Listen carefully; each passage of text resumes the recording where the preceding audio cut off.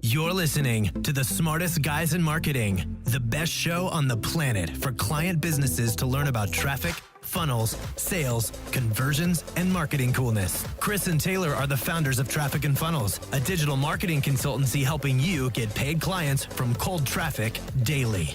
Now, here are your hosts, Chris and Taylor. Yo, we are interviewing Michael Murphy. I'm just going to go ahead and tee this up. The man, the myth, the legend. He's from down under. Like, literally, he was born there. Like underneath what? From down under. That's what it's called. Oh, Australia. Yeah. Sorry, bro. So we are happy to have Michael on. He is amazing. He's an awesome dude. We love some Michael Murphy.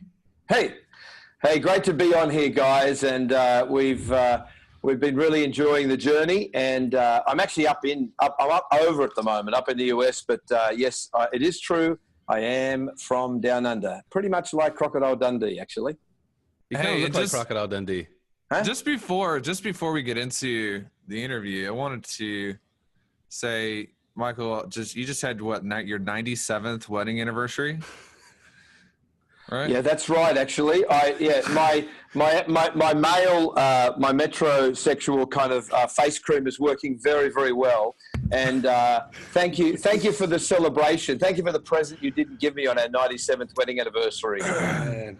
Well, you've been in a lot of regards. You're somebody that we actually look up to and revere, just because you're an example. You've been married to the same woman. How many years is it? The real number? 35 years. We've been happily married for 33 of them. And the first 2 years were pretty tough, but we pushed through. And 35-year anniversary we've had. Yeah, thank you for that. So cool. Amazing. So cool. People are probably wondering, like, who is this guy? Can you give us a quick, just like, rundown of who you are, what you do for people?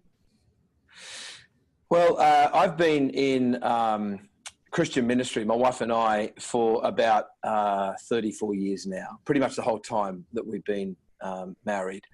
We're both first generation followers of Christ, so we haven't got churchy kind of backgrounds. We've both got pretty wild backgrounds, actually. And I think for us, it's the transformation that we had back when that has really motivated us for those over 3 decades now to just do all we can to help people. We were in local churches. We helped to plant a church in Australia 100 years ago called Hillsong Church, and it's now become a church that's got several campuses around the world. Then we were senior leaders of our own church for 18 years, and then 4 years ago we really felt a distinct shift to take what we've learned, good, bad, and ugly, and to help others in nonprofits and churches in both the developing and the developed world. So we've been traveling pretty flat out for the last 4 years and loving it. So you're in the nonprofit sector right now, helping people in the nonprofit world. We are. We try and help nonprofit leaders to do better at what they do in order to help a truckload more people through them. So we're not so much on the coalface but we're helping the leaders that are then multiplying their influence. Yeah. Ted and I have both been in the nonprofit world. And I think one thing, I don't know if you'd say that you'd see this as well. People in that world have a challenge with money and finances. And I think a lot of their thinking about money is off and it's wrong. Yeah. Do you talk about that? Do you see that? Would you agree with that? No, I absolutely would. From a number of perspectives, I think that those with a mercy heart, and a lot of people in the nonprofit sector are like that. They do what they do because they really want to help people. They don't tend to be all that necessarily business minded. And so that's the first thing. I think the second thing is, honestly, there is what can develop there when you're working with people with lack all the time. That thing can infuse you, and I remember a little bit of a public stoush between two senior leaders in Australia several years ago. One that was a high-profile head of a major nonprofit helping the poor. The other one was head of a major church. And the guy in charge of the nonprofit was saying, yeah, you're talking about money all the time. The guy heading the church was saying, well, listen, if you don't have the money, you can't do more of what you want to do. And they realized that they're on the same page, that they're on different sides of the same coin. That when they realize that, man, it is true. Why have a stupid attitude towards money? God hasn't. He talked about it 2,000 times. And so the truth is, the bigger your vision to help those that are broken and needy, the more money you actually need. And the sooner we face up to that and stop being small-minded about it, every bit of small-mindedness about money in the nonprofit sector is ripping off those that have needs that we're not yet getting to. Mm. Okay, can you say that again? Uh-oh. I said every bit of small-mindedness about money in the nonprofit sector is ripping people off that have great needs that we haven't yet been able to get to. So good, dude. So good. So you're saying that people have a responsibility to work on the way they view money? Really? Oh, without That's a doubt. Shocking. 50 times over, yes, absolutely. I mean, you just embodied, I feel like, a lot of things that we talk about over and over and over on this podcast, because with Chris and I, we do both come from nonprofit world. Chris he was a missionary. I used to work on staff at a church in Memphis. And I really feel like part of, what we're trying to do is change the way that people view money, because money is it's just a tool that you use to empower the impact you want to make, right? It's a tool that you can use for good or bad, but it is a tool. Absolutely. Taylor, it's amoral. Money is amoral. If money doesn't have value until you attribute it to invest it into a cause. That the same greenback, to be a bit culturally relevant here, the same greenback that could be used in a casino or to buy drugs can also be used to feed a family in the developing world. And it's no different. There's not good greenbacks and bad greenbacks. It's actually what you do with them that attributes the value to that money. Yeah. So can I say something real quick or ask a question? So speaking of money, you are in the nonprofit world and you invested a lot of money to come work with Taylor and I. Why? Yeah. Oh, man. I'm still trying to work that out, guys. No, absolutely. He's gonna ask for a refund right here on the show. Totally. Let me do this. Is this live? Testing, check 2. No, we really did. And to be honest, we had a bad experience with a previous marketing crew where we invested a similar amount of money. So we were already below the line, if you like, in terms of trust and credibility. And I followed you, as I think probably a lot of people are, and there'll be a lot of people listening to this podcast now that are kind of just, we call them in Australia, tire kicking.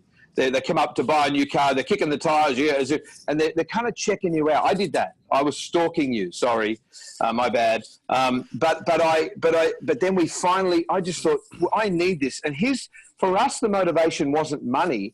And everyone could do with more money. And my wife and I aren't, millennials anymore. I know that will shock some of you. I'm 57. She's similar age. So we'd it'd be nice to have a little more money to be able to retire, because we really haven't done well managing our money, quite honestly. And I'm cracking the whip right now with millennials all over the world to say, get your finances in order, because one day you're going to need it. So yes, there is that benefit. But the true motivation for us is to have more resource to do more in the next 10, 15 years, to be possibly stretching it, that we've got to really have the pedal to the metal in helping to expand what we're doing. That's great. So it's interesting, there's like a convergence of two things, business and missional. We don't really dive into this a lot. talk a lot about our kind of our bigger missional goals and all the different things that we invest in and support. What do you see the opportunity being if someone gets it right on the business side, as you are definitely in the process of, and you're really killing it, but also on the missional side? What's the convergence and what's the opportunity you see, especially in today's day and age, when someone who's listening and maybe they're in the situation like you were or you are, and you have a big missional purpose? Yeah. How do you see the opportunity that they have to really make a tremendous impact on people if they get the business side right as well? Yeah, to be honest, I've worked a lot of my time inside the church and inside nonprofits, but one of my hobbies is actually really getting underneath and encouraging business people, or what I call marketplace leaders. One of the guy that owned Gloria Jeans Global for decades was literally one of my best friends, and I did that whole journey with him. I consulted to the board there and so forth. Here's what I know about those that are involved in business. In your 30s, you have just flat out just ramping up for success.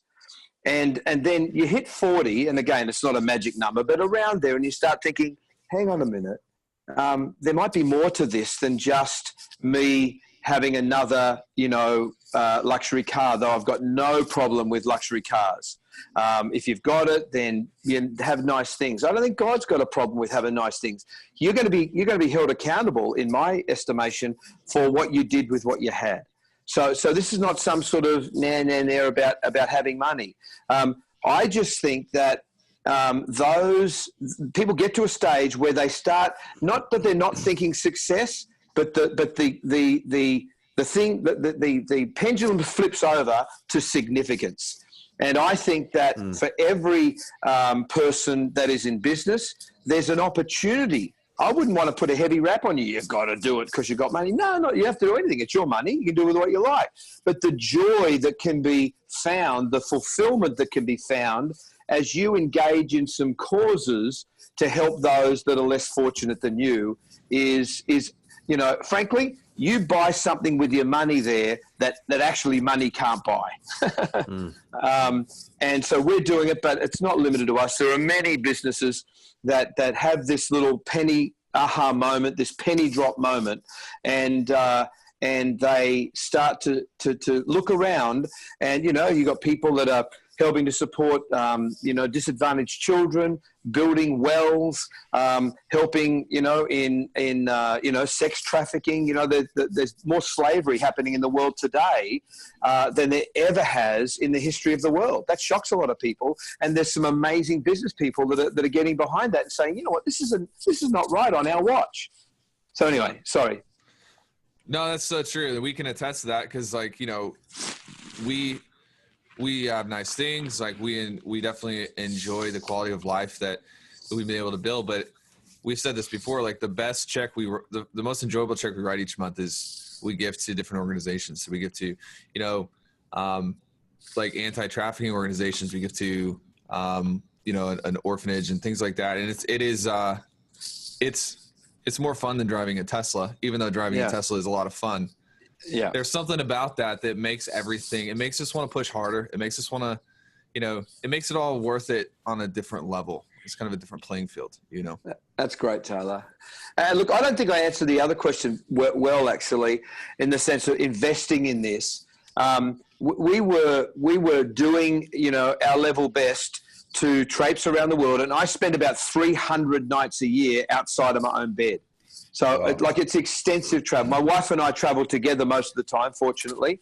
I got gazumped by our new little grandson this particular occasion, so she's not with me. And so I was looking to leverage that, to scale that up. And I knew that what we were carrying, we wanted to help hundreds of churches, and I knew I couldn't do it because there's only two of us. And what you guys have helped me do, and I would make the investment every day of the week over again. Whereas when I went into it, there was a sense of a little bit of trepidation, all the things. Is this a scam? Am I going to get ripped off again? And I can't speak highly enough of the integrity of your leadership in this. And I'm not paid to be doing this, guys. I just honestly, and it's helped us in a really powerful way to leverage everything that we've done. You got me moving again.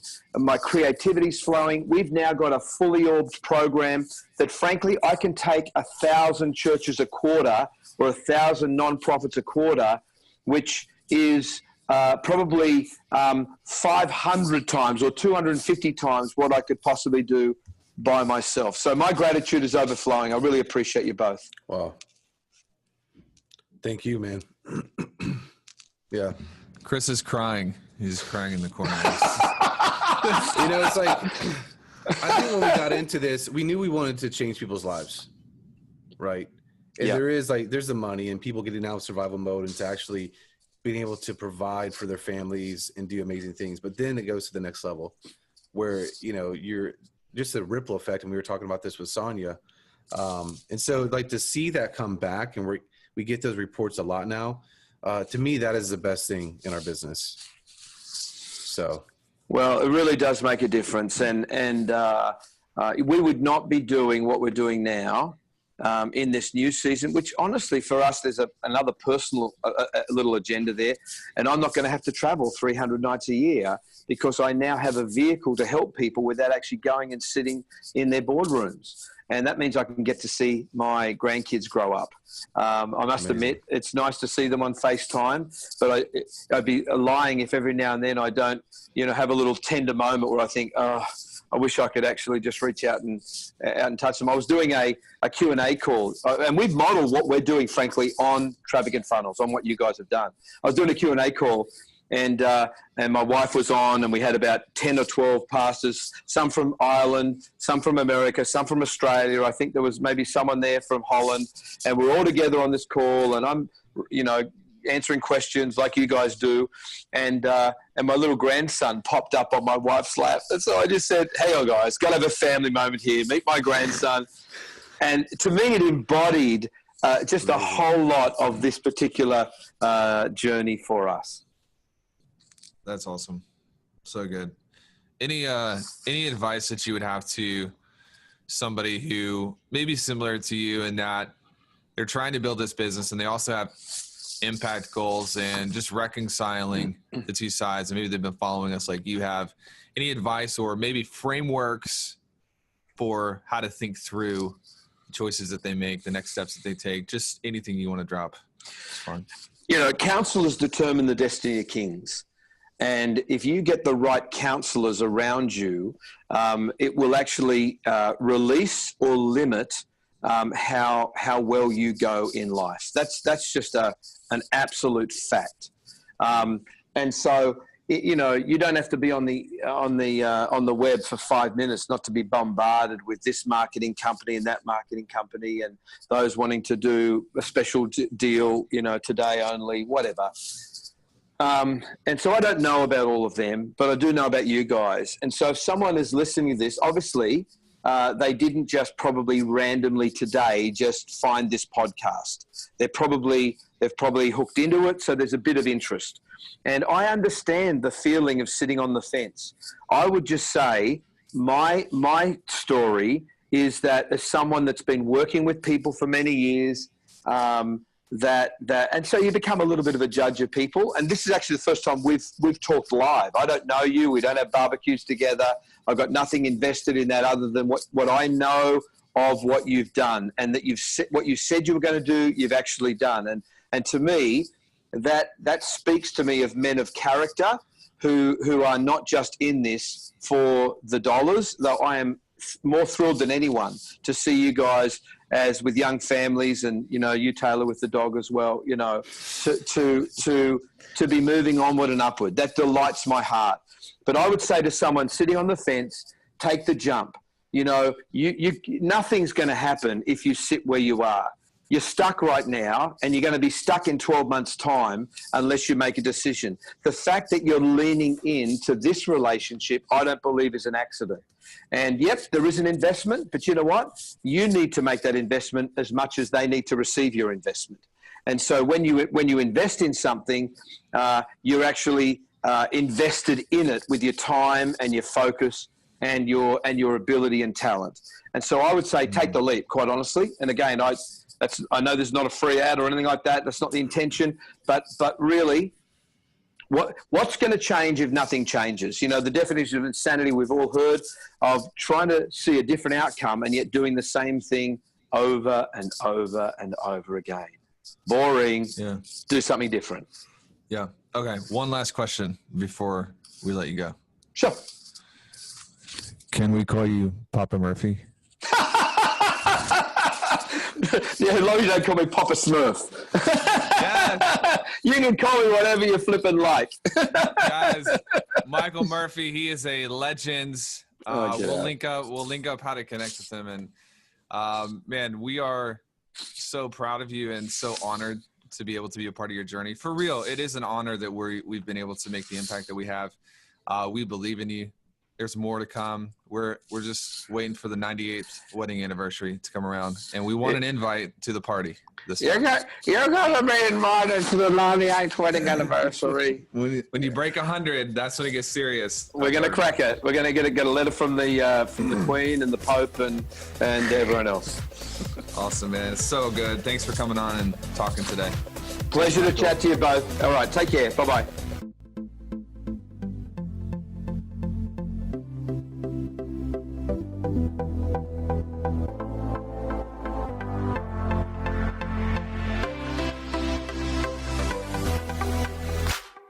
This is thepodcastfactory.com.